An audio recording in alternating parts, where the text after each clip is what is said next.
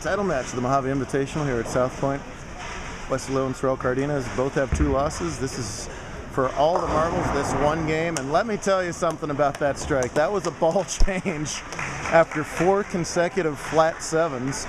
It was throwing urethane. He got 9 counts out the wazoo last game to lose to Cerell to set up this one-game title match. A lot of them were ringing 7s. Start off with 4 7-pins in a row. This match moves way right with resin and gets the whole right side of the rack to splat. Cardines is clean through 4 without a double. So he's got a slight lead on counts. And unfortunately for him, he's going to maintain that lead on count. Even though he's had a 9, 6, and 7, he's been nowhere close on this right-hand lane so far, but he's struck on the other lane to maintain the lead. Already made a 3-6-9-10, a tricky 3-6-10. Excellent job on the spares. He might look back on those 2 early conversions if he ends up winning this title, which would be his 3rd career title, $1,000 to the winner. Taking on one of the all-time greats in Wesley Lowe. That's the handicap division semifinal match. Sebastian Paulhill is getting 18. Yeah, that strike's going to do it. That's going to be enough. He's going to win the match scratch. So Sebastian is going to take on Bella Flowers for the handicap title, while Matt Baker is going to end up fine running 3rd. Cerell now spare working. All that power on all that oil brings it back from virtually the OB there. Gets it to carry. We've got a camera high atop this incredible 60-lane facility, Bowler's Paradise here. Sebastian's going to be in the 190 scratch over there. Wesley's done it all. 21 titles with us. Same number on the SoCal JAT of his home state. Team USA. Wow. It's a gutsy ball change to ball up that much this late in the tournament. Pulled on a 42 feet close to flat pattern. He went from high surface urethane up the gutter to that and took full advantage of his lucky strike in the 5th to take the lead with that strike in the 6th. Let's see if he can dial in the pocket here in the 7th and put a lot of pressure in Cardines the rest of the game.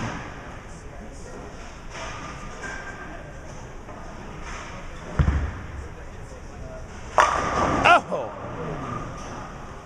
Boy, did he ever. He made the exact right move to get from light to dead flush, and another ringing 7.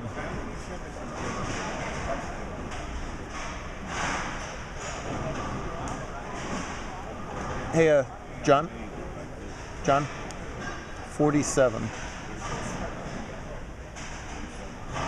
Unless,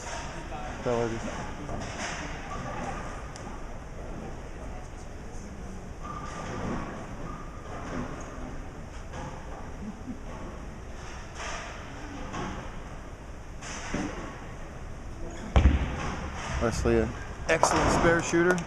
Won't get all those titles without it. Cross lane, no problem at the 7. Should be a thrilling finish here.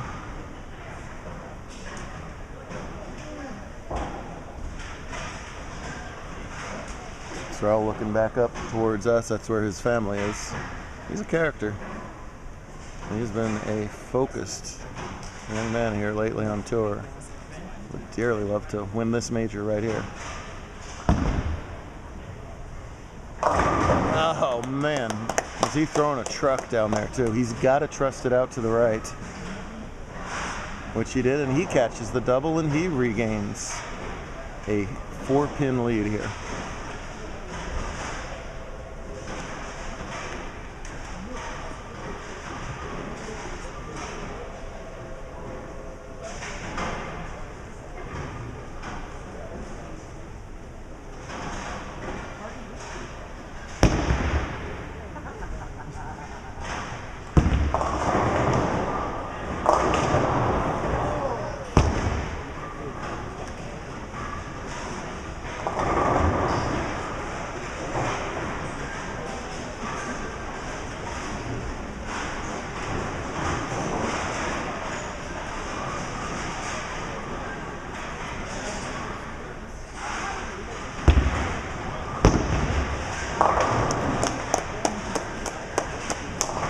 Yet another really nice spare conversion from Cerell.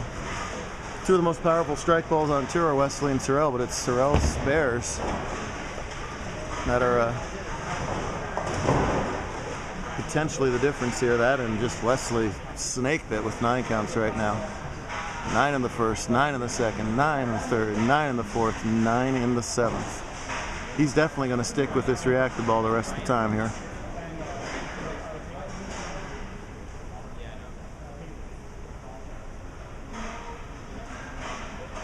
Trails by just the count. Ugh. That time with just a little double dribble off his hands. So a half 7, but he's got to say to himself, you know, look, a lot of the time that 7's going to find a way to fall, but not here, not now. I just watched a YouTube video of Pete Weber in '93 in Toronto, and he, it was a 10-pin palooza. It's really a similar game, but also a similar game in the fact that like Pete, Wesley has spared all of those 7 pins, kept him in the match, and Pete eventually won that game. It could easily be the same scenario here, but he's got to, as he is doing, withhold that frustration, forget about it. Nothing you can do about it now. Just knock over this one stick at the end of the lane. Keep himself neck and neck in a very close match. 4 pins. To the right, Bella Flowers and Sebastian Paulhill are playing each other for the 3rd time. They now both have 2 losses, so the winner over there is going to, just like Scratch, pick up a $1,000 first place scholarship for the big season end extravaganza here at this unbelievable bowling center. Just tournaments are held here, no open play, nothing, and the attention to detail and the end results have been just fantastic. We are probably 1 7-pin away from an absolute explosion here. He's kept his head wonderfully so far, but would love a 9th frame strike. Double dribble again.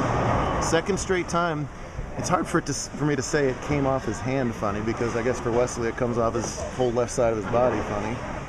But again, that double dribble in the heads, the ball wasn't able to pick up a roll early enough. And how about a 3-pin for a change? Why not? We know he can make 7s, but he can't make 3. Can I do it after the show? Either once I hit the end of the show or tomorrow, one or the other. He stuffed me double dribbling today, not just that ball right now. Is that right? I know the urethane ball he hasn't, but some of his reactive stuff's been doing it. Hard and straight at the 3-pin. No trouble with that. He's going to give it a little glare and then leave. Goodbye, Wesley. Well, Wesley can get shut out here. The best he can do is 214. Cerell at a 207 pace. So if he can catch a double and hold the count, he wins. Got it out. And crunched it back there. This is an aggressive Cerell, determined Cerell. All the right things. Strike 7 spare, I believe, is enough. It's actually sort of hard to figure out the scores. No, that's right. But yeah, strike 7 spare should be it. Boy, what a career shot here for Cardines.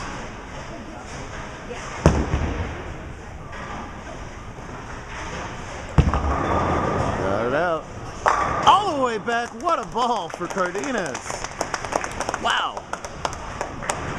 So many times our dominant bowlers win titles just on the intimidation factor.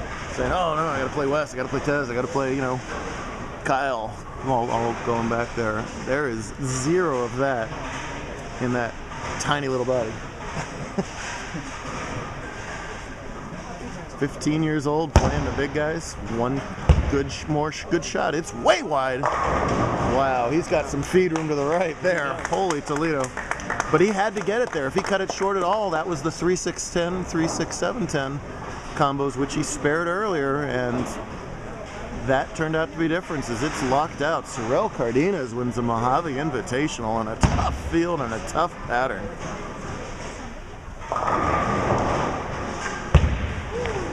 Yes, and there's the Cerell personality right there.